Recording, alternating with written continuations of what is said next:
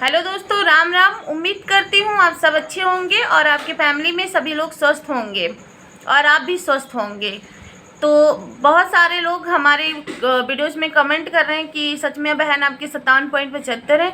हाँ बहन, मेरे 57.75 हैं, क्योंकि मैंने खुद चेक किया था, मेरी मम्मी ने चेक किया था और मैंने दूसरों को भी दिया था कि मेरी कॉपी चेक कर दे। हो सकता है मैं गलत चेक कर रही हूँ या कुछ मेरे से गलती हो सकती है, क्योंकि अपना रिजल्ट चेक करने में लोग कंफ्यूज हो जाते हैं। तो मैंने दूसरों को भी दिया था और 2 लोगों से मैंने चेक करा जो गवर्नमेंट टीचर भी हैं और गवर्नमेंट जॉब भी कर रहे हैं। तो आप समझ सकते हो कि मैं झूठ नहीं बोल रही हूँ। और जिनको भी ट्रस्ट नहीं हो रहा, और ये भी बात है कि ट्रस्ट ना होने का रीज़न भी है, मैं समझ सकती हूँ कि रीज़न क्यों है। क्योंकि काफ़ी लड़कियों का मुझसे कम नंबर जिनका है उनका सिलेक्शन हुआ है और मुझसे अधिक अटेम्प्ट किया है। तो ये बात ट्रस्ट करने वाली है ही नहीं। और मैं भी ट्रस्ट नहीं कर सकती थी कि हाँ मुझसे कम नंबर वालों का हुआ है। लेकिन जब मुझे यकीन हुआ, मैंने सच में देखा कि मुझसे कम नंबर वालों का हुआ है, तब मुझे भी यकीन हुआ कि हाँ मुझसे कम नंबर वालों का हुआ है। तो जब तक आप लोग प्रूफ नहीं देखेंगे तो आप लोगों को भी ट्रस्ट नहीं होगा। ये मैं समझ सकती हूँ कि विदाउट प्रूफ के कुछ भी नहीं होता है। बाकी हम लोगों का जो कोर्ट केस खारिज हुआ, बहुत सारे लोग बोलते हैं कि आप लोगों का कोर्ट डिसमिस नहीं होता। तो कोर्ट ना डिसमिस होने का रीज़न भी है, कोर्ट डिसमिस होने का रीज़न भी है क्योंकि वहाँ पे हमारी बात, जो हम लोगों का मेन बात थी, वो बात तो रखी ही नहीं गई। वो बात ना तो इधर साइड से हमारे वकील ने बोला और ना ही उधर आयोग की तरफ से उस बात को रखा गया। क्योंकि हम लोगों का मेन रीज़न, जो हम लोग लड़कियां थी, तो हम लोग यही सोच रहे थे कि यही हम लोगों का क्वेश्चन था कि जो नॉर्मलाइजेशन हुआ है, तो नॉर्मलाइजेशन फर्स्ट शिफ्ट हो या सेकेंड शिफ्ट हो, तो उनमें जो लड़कियां मुझसे कम मार्क्स हैं और मुझसे ज़्यादा अटेम्प्ट किए हैं, उनकी किस एक्यूरेसी, किस नॉर्मलाइजेशन किसके तहत किया गया है। मुझे नॉर्मलाइजेशन फार्मूला नहीं चाहिए, क्योंकि नॉर्मलाइजेशन मुझे ज़रूरत नहीं है। लेकिन मुझसे कम वालों का किस लिए लिया गया है, उसका 100 क्वेश्चन अटेम्प्ट किया या मुझसे अधिक, मैंने जितना अटेम्प्ट किया मुझसे अधिक अटेम्प्ट किया और मुझसे कम है उनके मार्क्स, उनको किस हिसाब से लिया गया। यही क्वेश्चन मेरे दिमाग में बैठा हुआ है। यही क्वेश्चन का रिप्लाई मुझे नहीं मिल रहा है, ना ही हमें कोर्ट से मिल रहा है, ना हमें कहीं से मिल रहा है। और इसी क्वेश्चन का रिप्लाई लेना है मुझे, और डबल बेंच हम लोग जाएंगे।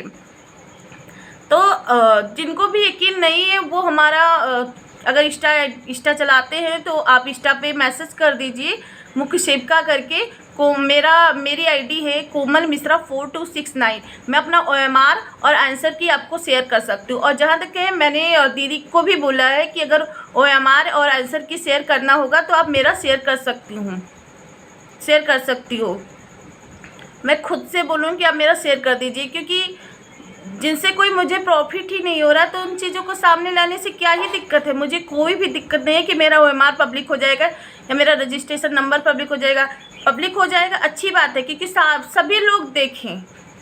हाँ, मानते हूँ कि बहुत सारी बच्चियाँ नहीं बोलेंगी क्योंकि उनका कम नंबर पर सिलेक्शन हुआ है, तो सोचेंगे मेरा हो जाए, क्योंकि सबके घर में ऐसा नहीं है कि सभी लोग बहुत रिच ही हों, सब अपना ही भला सोचते हैं।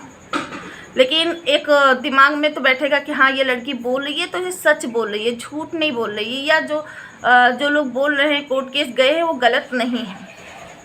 हाँ, मानते हैं सच को लड़ना पड़ता है, 10 बार लड़ना पड़ता है, तभी उनकी जीत होती है। तो फर्स्ट हार से मुझे कोई दिक्कत नहीं है। और नॉर्मलाइजेशन फार्मूला जिनको भी मिल रहा है कि जो 2019 का नॉर्मलाइजेशन फार्मूला आप गूगल से सर्च करके या जहाँ से, मुझे सर्च नहीं है, मैं सर्च नहीं कर पा रही हूँ, मुझे नहीं आता। अब आप कुछ भी बोल लो, मुझे कोई फ़र्क नहीं पड़ता। जैसे उसको अभी इस पर बहुत सारे चुटकुले बनते हैं, तो उससे कोई फ़र्क नहीं पड़ता मुझे कि आप लोग क्या बोलेंगे, आपकी मर्ज़ी।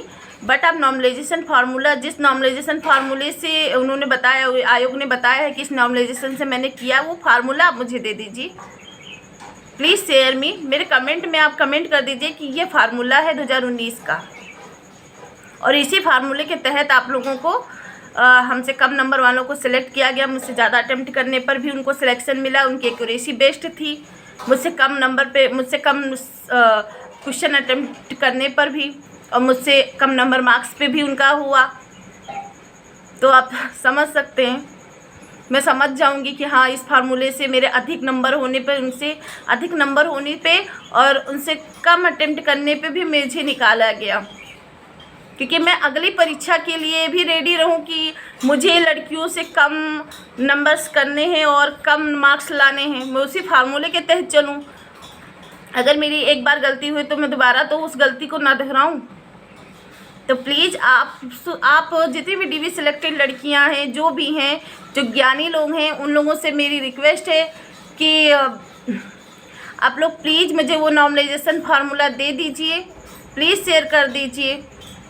और मुझे एक्यूरेसी और इन चीज़ों को कमेंट में मत करिए कि आपको एक्यूरेसी के अकॉर्डिंग नहीं हुआ, क्योंकि मैं जितनी भी वीडियोज़ हैं मेरी, हर वीडियोज़ में अगर आपने देखा होगा तो मैंने यही बोला है कि मुझसे कम नंबर वालों का सिलेक्शन क्यों, किस आधार पे किया गया, जब उन्होंने मुझसे अधिक अटेम्प्ट किए हैं। और इसके लिए हम लोगों को हम लोग डबल बेंच जाएंगे। जैसे ही ऑर्डर अपलोड होता है, जैसे ही हम लोग देखते हैं कि हमारे ऑर्डर में क्या मिस्टेक रह गई थी, किस वजह से हमारा कोर्ट केस डिसमिस हुआ है, क्योंकि जब तक हम लोगों को रीज़न नहीं मिलेगा तब तक हम लोग डबल बेंच भी नहीं जा सकते हैं। और आप लोगों से उम्मीद यही करते हैं कि आप लोग प्लीज़ प्रे कीजिएगा कि हम लोगों के साथ न्याय हो। Thank you.